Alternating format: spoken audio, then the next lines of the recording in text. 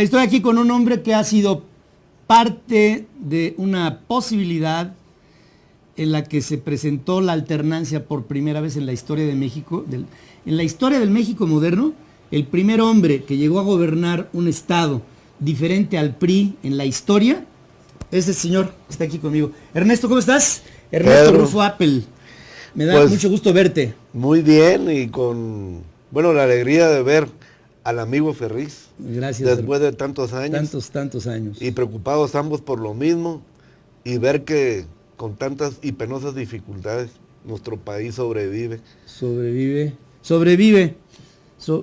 No habíamos vivido un momento tan difícil ni en lo económico, ni en lo político, ni en lo social. Y en esto último, no sé hasta dónde va el grado de hervor que ya empiezo a sentir en la sociedad mexicana. ¿Cómo estás, Ernesto? Bien, en lo personal. En lo personal, bien. Sí, interesado en la política como siempre, al igual que tú en tu profesión. Aquí estamos con alegría, mas sin embargo preocupados.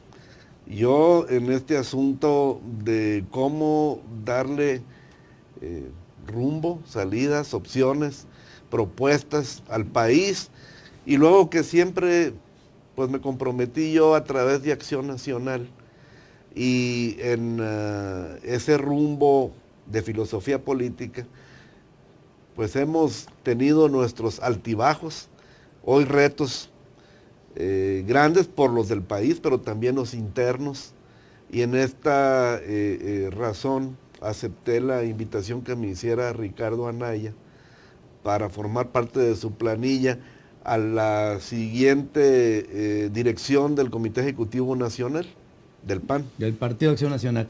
El PAN está, desde el punto de vista de mucha gente y del que aquí te habla, lo veo extraviado, lo veo confrontado, lo veo en algunos lugares corrompido. O sea, llegaron criticando a los que tenían el poder y llegaron a imitar lo mismo que los que ejercían el poder antes que llegaran los panistas. ¿Lo viste igual? Sí, yo veo, Pedro, que, bueno, hay una condición que nos afecta o en la que vivimos todos los mexicanos, y es que en nuestro país hay menos oportunidades que gente. Sí. Entonces este es un marco de necesidad de arrebato, de quizá no respetar las reglas, de agarrar las cosas, no de tomarlas. Y en esta síndrome, diría yo, bueno, me toca a mí llegar de gobernador en el año 89, por primera vez un PAN victorioso a nivel estatal, y de ahí en adelante Acción Nacional empieza a ganar, y empieza a darse el fenómeno de muchas personas, simpatizantes naturalmente de Acción Nacional, que vienen a integrar los gobiernos, y luego pues tienen una gran oportunidad dentro del gobierno, porque empiezan a tener sueldos como no los hay en el sector privado. Y claro, pues todo el mundo quiere, en un ambiente de escasez de oportunidades, pues permanecer en la que acaba uno de obtener, en este caso a través de ascender dentro del gobierno. Y empieza a darse este fenómeno de que, bueno, le voy a apostar al siguiente dentro de mi partido para que pues yo pueda continuar en el puesto. Y esto lo que crea es una dinámica de personas que justamente, justificadamente buscan permanecer con un nivel de ingreso, pero empiezan a cerrar puertas, empiezan a comer o a comerse los procedimientos internos del PAN, empiezan a cerrar o a trampear los asuntos del padrón de quienes pueden asistir a una asamblea de Acción Nacional. Y en esta razón se empieza a manipular la vida interna del partido, se empieza a cerrar. Y aquello que fue una institución al servicio de los mexicanos para llevar a los mejores hombres y mujeres, de repente es presa de grupos. Y esto es el síndrome que hoy tenemos que remontar. Yo lo veo claramente. Ricardo Anaya en las propuestas que hace, lo veo yo comprometido, y le he dicho yo que sin duda colaboro para lograr romper todos esos fenómenos y volver a abrir Acción Nacional hacia la ciudadanía, y que el PAN actúe como una herramienta de los mexicanos para llevar a los mejores hombres y mujeres al gobierno y luego supervisarlos. Y en esta razón, pues me he integrado a su planilla, no sin desconocer lo que mi amigo Javier Corral dice. Que es el otro pretendiente a la presidencia del partido político. Sí, tiene razón en todo lo que reclama. Y pues yo me quiero ver como alguien que quiere creer rumbo al 2018, frente a la cima, con ese que vive México hoy, este agujero. Con ese, no con C, ¿no? Exacto. Y en esta proporción, abonar a que, así como explicabas hace un momento, cuando los rusos dieron vuelta en U, frente al cerco de la Armada de los Estados Unidos, y se regresaron a Rusia, pues México dé vuelta en U a este precipicio en el que nada da, nada funciona, y hasta el Chapo se escapa. Hasta el Chapo se escapa. Y bueno. No, oye, y la confrontación de elementos del ejército en contra de la población, disparando directamente en contra de ellos. Esto es el deterioro más grave que podemos consignar de nuestras instituciones, que son las que sostienen a la República. No hay duda que hemos puesto al ejército en actividades en las que no es la naturaleza del mismo, y que la mayoría de las instituciones están infiltradas por intereses particulares y no los propios de las mismas instituciones. Si hay un reto que tenemos, es la de hacer vivir las razones de cada institución sobre de los intereses particulares. Ese es un reto que tenemos los mexicanos. Ahí están las instituciones, ahí están los reglamentos, las leyes, pero las personas que llenamos a esas instituciones no hemos estado a la altura para hacerlas prevalecer. Y en esta dinámica, por eso debemos llevar a los mejores hombres y mujeres y construir grupos de ciudadanos supervisores del funcionamiento de las instituciones, porque donde no hemos podido lograr que las cosas se apeguen con compromiso al interés público, ha sido en que no ha habido supervisión efectiva. Todos estos asuntos de las leyes de anticorrupción que deben de ahora perfeccionarse en el sistema constitucional, ocupan de que haya la presencia fuerte de grupos ciudadanos organizados al propósito de cada tema para transparentar todas las acciones y no sujetarlas a procesos de funcionarios que luego entre ellos, entre unos y otros, se van tapando. Claro, se van tapando.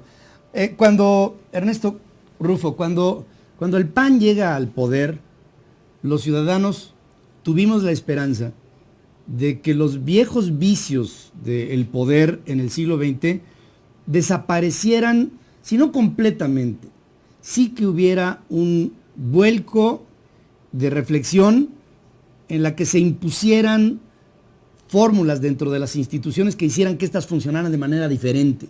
Y no fue así. Y vino con esto un gran desencanto. Fueron 12 años los que estuvieron en el poder federal al frente con la silla presidencial y no hubo ese cambio esperado por la sociedad.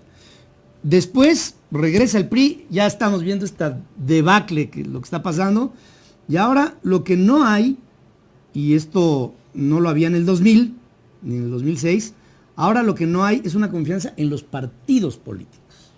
Sí, efectivamente. Bueno, yo que he vivido yo soy empresario de origen. Sí. Me hicieron político en el camino. La vida te hizo. Sí, a razón de que si no hay un marco, no tiene caso que tanto trabajes. Siempre algún Vivales por ahí te va a escamotear lo tuyo. Entonces eso me fue llevar al reclamo y me hizo vivir el proceso dentro de la avenida política, Esa ha sido mi vida en los últimos 26 años. Nada más. Y en esta, obligado por las circunstancias, y es lo que nos tiene ahorita platicando de este tema, Pedro. O sea, se volvió lo más importante, la razón del marco que nos rodea para poder trabajar en confianza y con pues la seguridad de que tus éxitos se puedan ir a los ahorros y trascender a tu familia. Bueno, en esa razón he empujado, he visto muchas cosas, he visto la vida dentro de Acción Nacional y sé, es mi opinión, que la dinámica política no llevaba a Acción Nacional todavía a que fuese la presidencia en el año 2000. Yo lo que veía es que el que se estaba descomponiendo a pasos agigantados era el PRI. Sí. Y esto precipitó la presencia del PAN. Un PAN que iba evolucionando. O sea, ¿llegó inmaduro? A mí me parece, por lo que yo vi dentro de las estructuras de Acción Nacional a nivel nacional y regional, todavía nos faltaba construir mucho. Y esto entonces se refleja cuando llega el presidente Fox y no puede llenar las estructuras con personas orientadas hacia el interés público y no dentro del marco de las políticas, la manera tradicional de hacer política en México. Y luego aparece el fenómeno Peje, donde eso aterroriza en conjunto al PAN y al PRI y hace que haya dinámicas de coincidencia que se reflejan en el voto útil de los 300,000 votos a favor de Felipe Calderón en el 2006. Sí. Pero esto lo que hace es un cogobierno del 2006 al 2012. Si vemos las estructuras de los funcionarios del señor Calderón, veremos que no todo era PAN. Pero esto no es más que reflejo de dos cosas: la descomposición del PRI, la presencia creciente del crimen organizado y el temor al peje. Sí, se juntaron. Se juntó el hambre, ¿no? Con las ganas de con comer. las ganas de comer. Ahora, estamos aquí y en el ahora, y con esto quisiera que cerráramos esto de la manera más sólida que se te pueda ocurrir para la causa del panismo hoy. Yo siento que en la historia, tu historia y la mía, nunca habíamos compartido un momento tan complejo, vamos a ponerlo así, para la vida de este país. En lo económico, en lo político, en lo social, bueno, en todo. La crisis institucional ligada a una crisis generalizada en la que se ha deprimido el ánimo de la sociedad mexicana, hoy tiene a una sociedad confrontada con la autoridad donde se ponga, no creyendo en la autoridad como se ponga y cuestionando a la autoridad a donde vaya. Esto no es el principio para una buena receta para un país que quiera avanzar. Necesitamos unión, concordia, creer en que sí podemos hacer las cosas y que podemos avanzar tomando medidas y políticas públicas que beneficien a los que en este momento no están siendo escuchados. Pero lo has resumido, lo has descrito. Necesitamos esperanza. Sí, sí, señor. Necesitamos en qué creer. Sí, señor. Necesitamos rumbo. Sí, señor. Necesitamos inspirarnos todos en ese propósito en el que creamos y dedicarnos a él. Bueno, ha habido ya propuestas en muchos sentidos. De allá de Ensenada, mi pueblo, un abogado por ahí ya propuso que se funde la Quinta República, que es volver a empezar.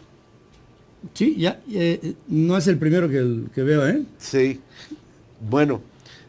Como en Francia. En Francia, el presidente Hollande es presidente de la Quinta República.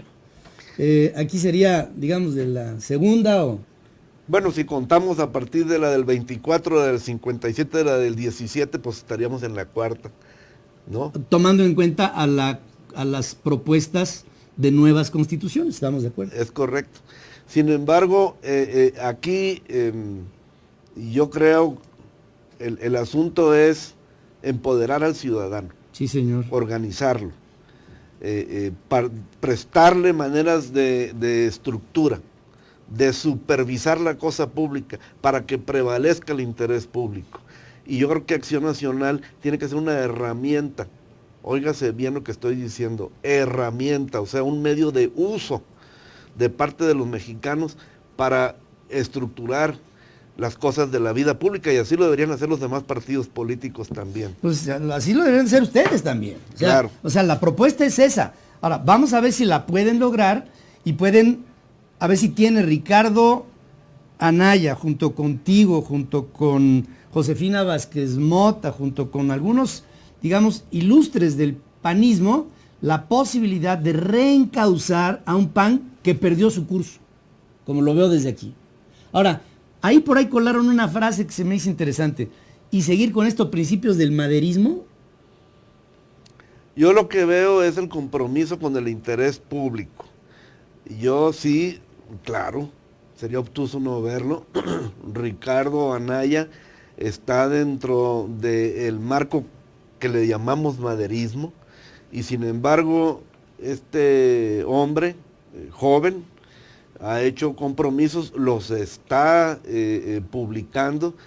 A mí me los hizo saber cuando la invitación se comprometió a transparentar los asuntos del padrón, que eso no lo ha hecho el maderismo, a comprometerse con la ciudadanía abriendo el partido y a realizar una lucha frontal contra la corrupción, empezando por dentro. Pues sí. Esperemos que cuando se hable del maderismo hablen de Francisco y Madero y no de Gustavo Enrique, pero eso ya será después.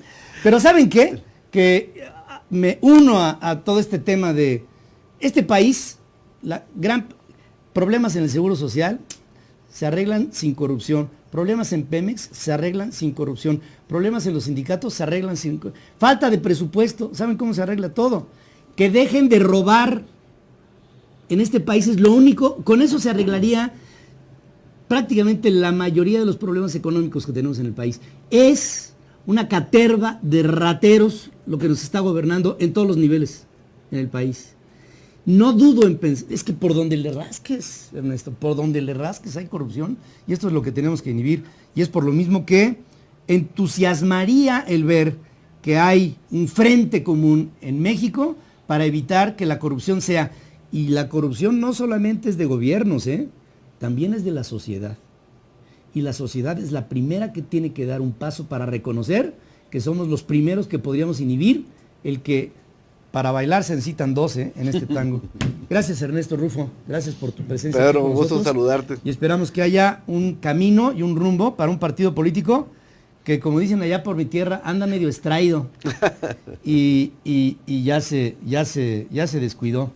Gracias, Ernesto. Gracias a ti. Gracias por estar aquí. Hacemos un corte. Aquí regresaremos con más información.